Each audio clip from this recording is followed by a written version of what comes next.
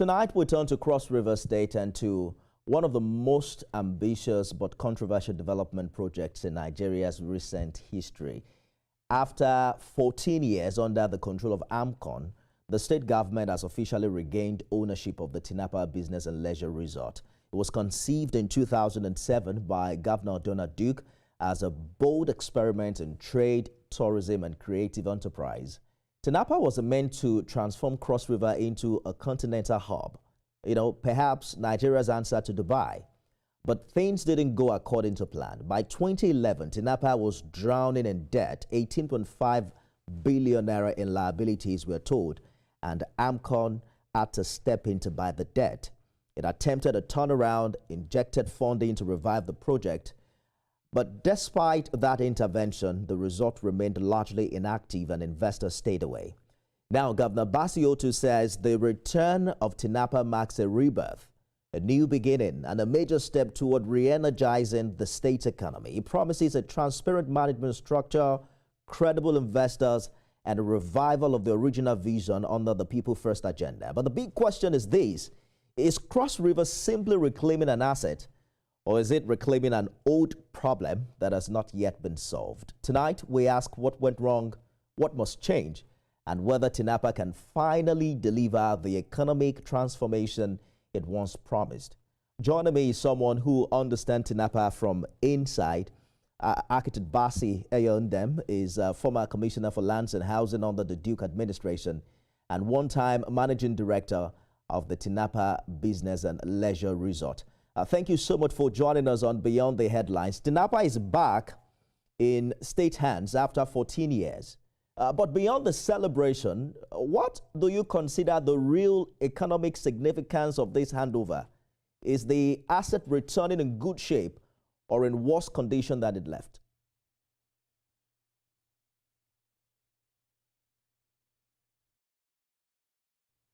Well, I can't hear you from here, Mr. Eyondem. I think you have to unmute yourself.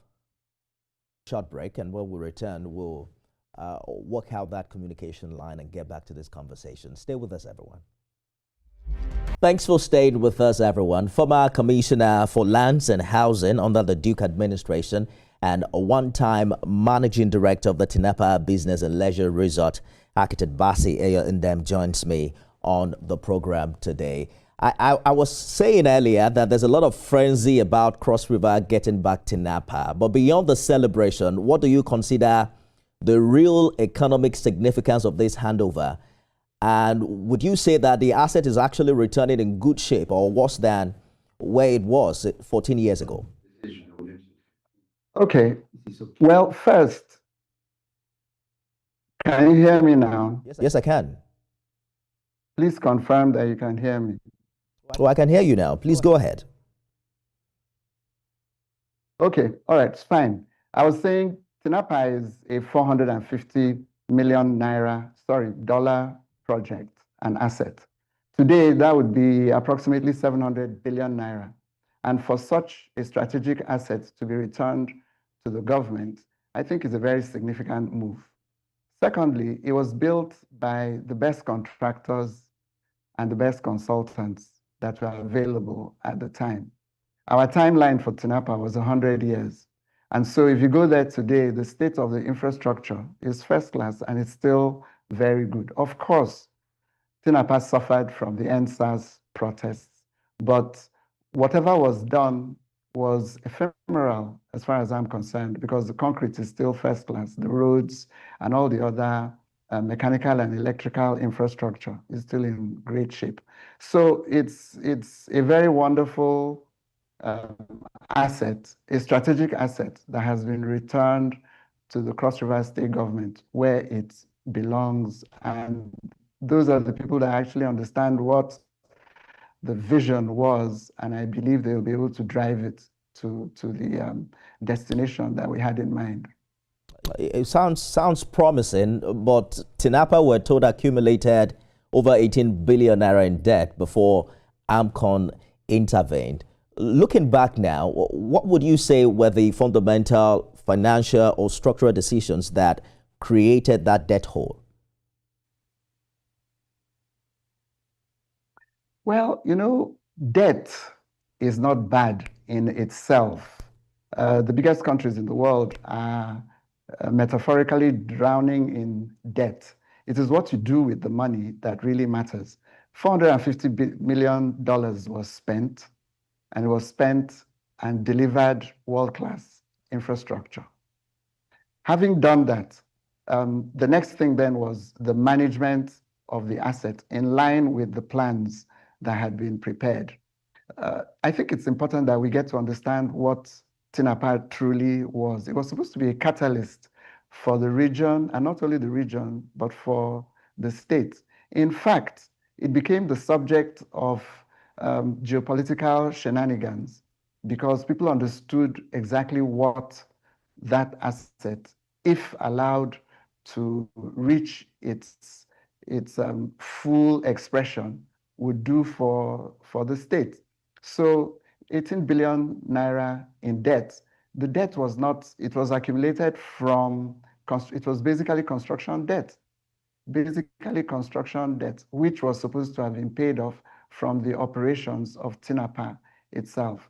Now, what was Tinapa? Tinapa was a free trade zone, and it was the first retail free trade zone in Nigeria. And it was supposed to set the pace for the gradual aggregation of other free zones until Cross River State, starting with the local government, and indeed the entire state would now become a free or a special economic zone. So the vision wasn't short-sighted. And projects of that nature, you do not look at them as if they are sprints. They are marathons. You must be ready to nurture it and sustain it and maintain the vision for a number of years. From the analysis that was done, we were expecting maybe in 15 years, we would begin to break even. And then from there, the catalytic effect on the rest of the state would be felt, and it would generate employment, it would generate a new narrative for Cross River State. What we've heard some analysts say is that Tinapa's challenge wasn't vision. They say it was execution. From the issues of unclear free trade zone policies, they said the free trade zone was on paper, but not in reality. There were concerns about inconsistent federal support, poor access roads and aviation links, excessive public sector intervention and involvement. You were once an MD. Which of these factors hurt Tinapa the most? I think there are three things that hurt Tinapa. And when they say execution, I believe it's out of ignorance. So let me just try and explain what I think happened as an insider. First of all, when Tinapa was being conceived, it was very clear that we needed some critical actors on board. First was the federal government, and the federal government and one of its agencies, Nigerian Customs. And so before the project even started, the Nigerian Customs gave officers who were taken with members of other parastatals like immigration and so on and so forth. They were taken to go and understudy free zone operations in what at the time was the perfect example, which was Dubai. After they spent a couple of weeks there, they now understood that it is possible to ring fence a part of your economy and have free trade policies within that economy acting as a catalyst for other developments without necessarily upending your customs regulations, your immigration policies, and so on. Now, when those officers came back, in the first 2 to 3, 4 years of Tinapa's existence, everything was going very smoothly because they knew what the deal was. Now, unfortunately, a bit later, you had a transfer of those officers over time into other areas in the commands. And the people that now... We have lost your audio again. You want to fix that so we can hear you from here.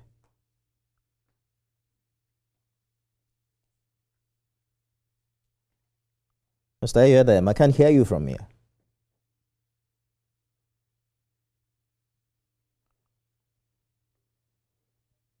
Is it on now? Okay, hello, yes, please go ahead now.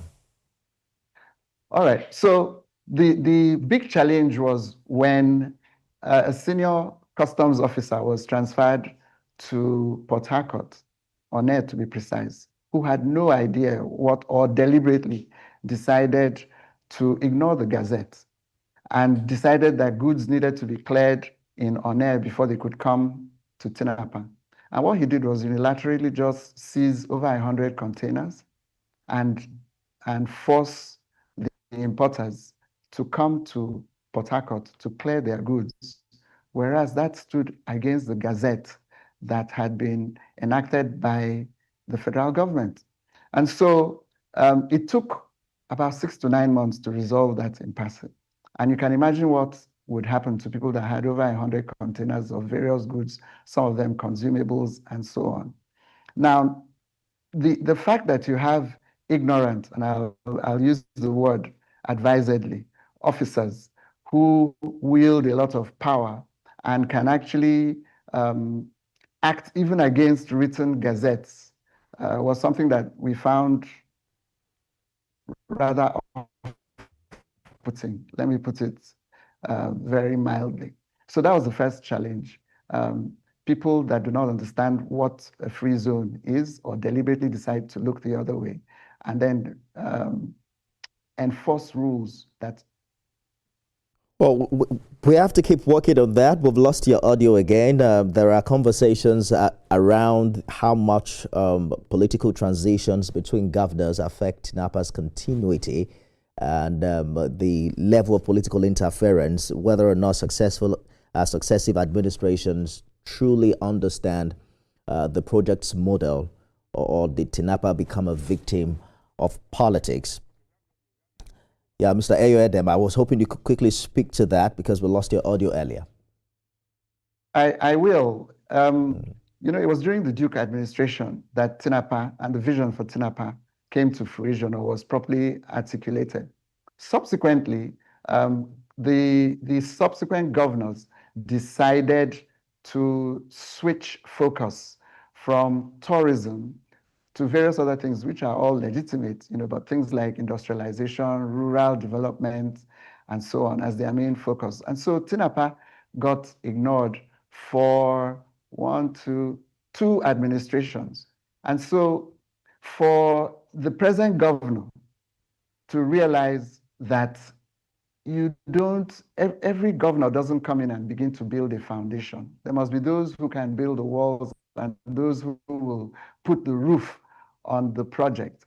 I think the governor understands that this is a truly strategic asset, which has the potential to turn around the fortunes of not only Cross River State and Nigeria, but West Africa and Africa as a whole, because this was supposed to be like a node that that was a precursor even to the new Silk Road initiative by China.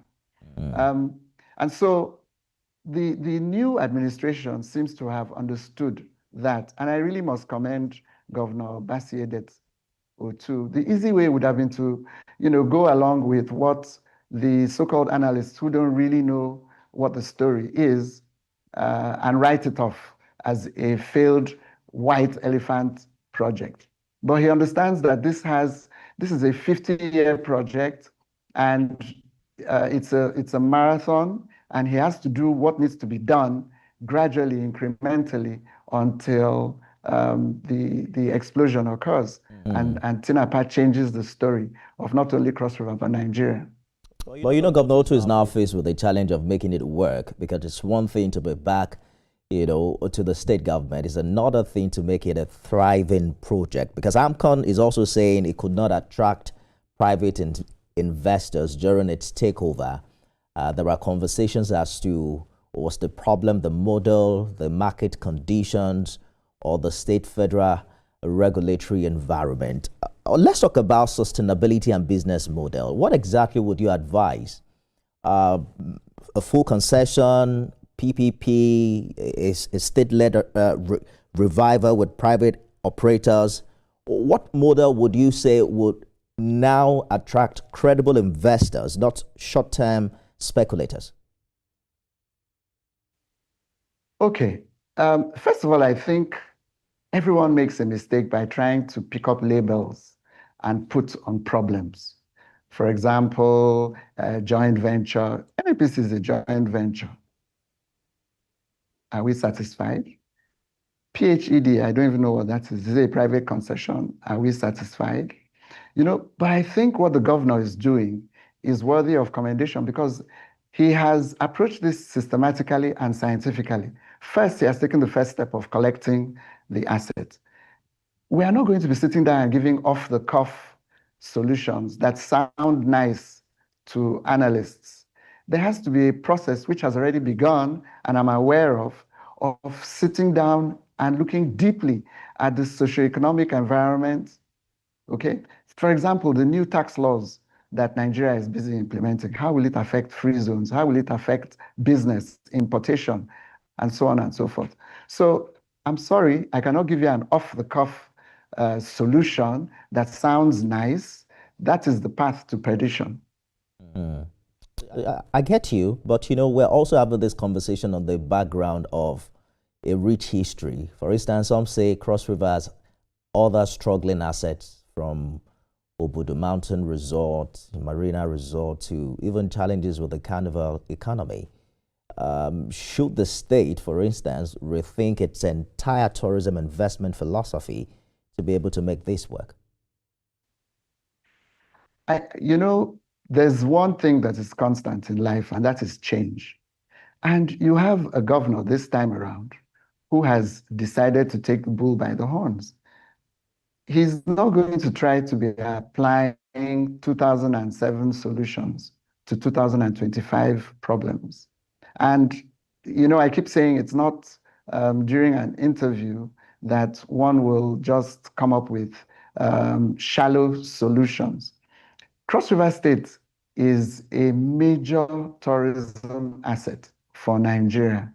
The Obudu Cattle Ranch, the cable car that we built, these are unique masterpieces that were the talk of the world.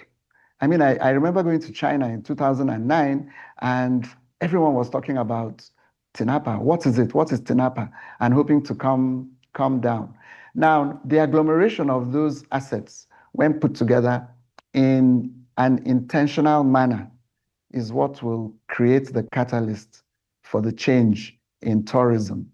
And Cross River gives you everything as far as tourism is concerned. I mean, you can have ecotourism if that's what you want.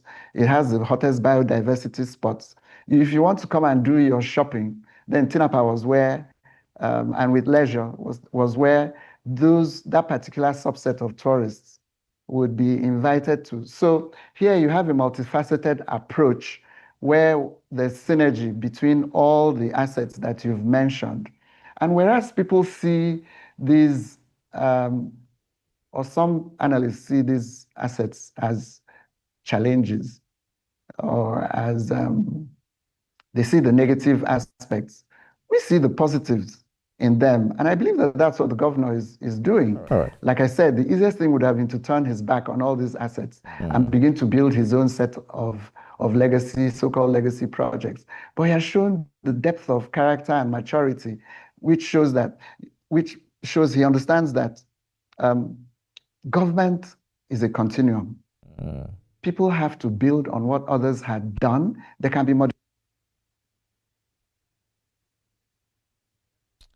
We have completely run out of time. We probably will have this conversation subsequently. Thank you so much for talking to us. There are real concerns given Tinapa's history of defaults, abandoned shops, and inconsistent policy implementation.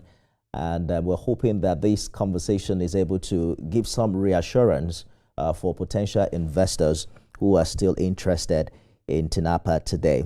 I've been speaking with architect Basi Ayodem, who's former commissioner for lands and housing under the Duke administration and one-time managing director of the Tinapa Business and Leisure Resort. Thank you so much for talking to us and for joining this conversation. That's our show today. Remember, you can watch it again at midnight and 6 a.m. tomorrow. I am Nifemi Oguntoye.